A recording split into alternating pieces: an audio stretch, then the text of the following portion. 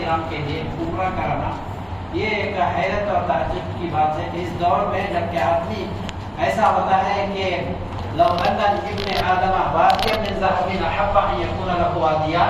ولن يملا فاه الا التراب، کہ انسان کی جو فطرت یہ ہو گئی کہ ایک بلڈنگ بنی، ایک گاڑی بنی، ایک سونا بنا تو اور بنانے میں وہ مشغول ہو جاتا ہے۔ تو 2 دن پہلے 2-4 دن پہلے پروگرام تھا تو میں نے حفیظ اللہ شریف صاحب سے کہا کہ آپ کی مثال ملنا مشکل ہے۔ اللہ رب العزت نے بہت سارے لوگوں کو نوازا ہے، لیکن آپ جو خاص طور سے علماء کے لیے جو آپ عمروں کے بھیجنے کے لیے، ان کا تعاون کرنے کے لیے، ان کی محبت حاصل کرنے کے لیے جو آپ اس طرح کی توجہ فرما رہے ہیں، یہ بہت بڑی سعادت کی بات ہے اور میں آپ کو مبارکبادی دیتا ہوں۔ ایسے لوگ بہت ہی کم ملتے ہیں۔ اللہ کے رسول صلی اللہ علیہ وسلم نے صحابہ کو تشکیل دی تھی، صبح سویرے فجر بعد بیٹھتے تھے، صحابہ جمع ہوتے تھے اور وہاں پر کسی کے خواب کو پوچھا، کسی کی ضروریات کو پوچھا، اور وہاں پر اللہ کے رسول صلی اللہ علیہ وسلم کا چہرہ لال ہو جاتا، سرخ ہو جاتا، اس وجہ سے کہ یہ میرا جو صحابی ہے یہ پریشان ہے، اس کی ضرورت کو پورا کیا ہے۔ تو بہت ساری حدیثوں سے ملتا ہے کہ کسی کو ایک صحابی کو کلہاڑی دی کہ اس کے ذریعے آپ جو ہے آپ نے بزنس کو آگے بڑھائیے، کسی کے پاس کچھ نہیں تھا دوسروں سے دلوا دیا، اور کتنے ایسے صحابہ کی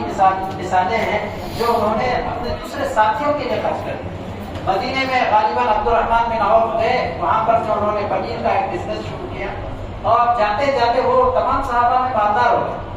ہمارے یہاں پر حافظ اسود صاحب بیٹھے ہیں، ماشاء اللہ اتنی محنت کر رہے ہیں، آج کل کپڑے جو آپ کو سے جو بیچنے کا اور دکان کھولنے کا جو انہوں نے طریقہ اختیار کیا ہے، مبارکبادی کے مستحق ہے۔ یہ ایک جہاں پر خدمت بھی ہماری ہو جائے، خاص طور سے امامت کے ساتھ ساتھ جو ہے آدمی تجارت میں بھی اگر تھوڑی بہت توجہ دے دے، یا اسی طرح کسی بچے کی ذہن سازی میں، کسی طالب علم کو بنانے اور سنوارنے میں جو امت کے کام آ جائے، انسانیت کے کام میں آ جائے، یہ ضروری نہیں کہ وہ صرف بزنس ہی کرے۔ ایک ٹارگیٹ بنائیں کہ ہمارے محلے کا یہ بچہ چالاک ہے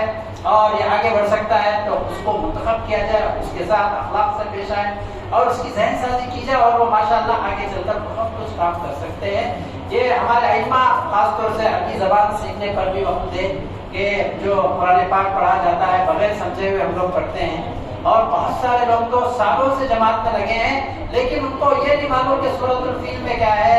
اور جو ہے سورۃ القریش میں کیا ہے۔ تو کم سے کم جو ہے اس پر بھی ہمارے جو جماعت کے احباب ہیں یا جو دین سے دلچسپی رکھتے ہیں ان کو بھی کم سے کم اس کا مفہوم معلوم کرانا چاہیے،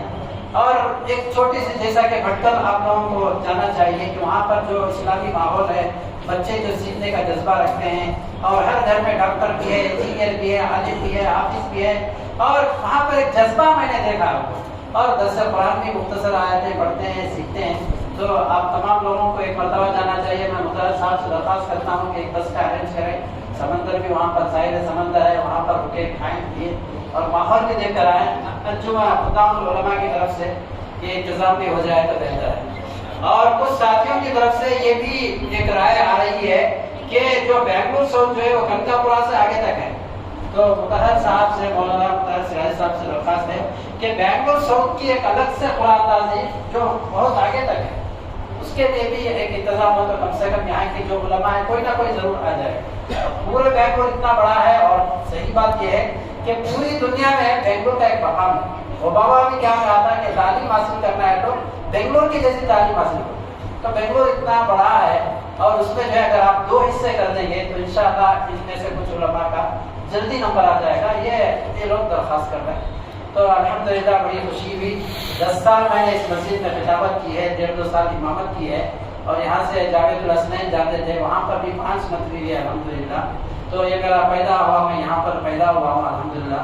اور بڑا الحمدللہ بڑی خوشی ہوئی آج یہاں پر پروگرام ہوا۔ تو آپ تمام جو علماء وفات سے درخواست ہے کہ آپ میری صحت کے لیے بھی اور خطام العلماء کے ذمہ داروں کے لیے بھی خاص طور سے دعا کریں کہ اللہ رب العزت ہمارے اس جماعت کو قبول فرمائے۔